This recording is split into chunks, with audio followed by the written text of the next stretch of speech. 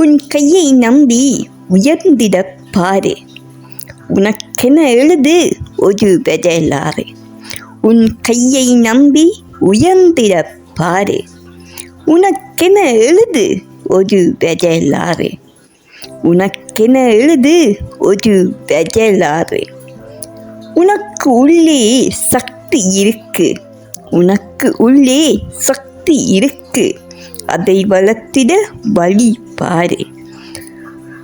உனக்கு உள்ளே சக்தி இருக்கு. அதை வளர்த்திட வழி பாரு.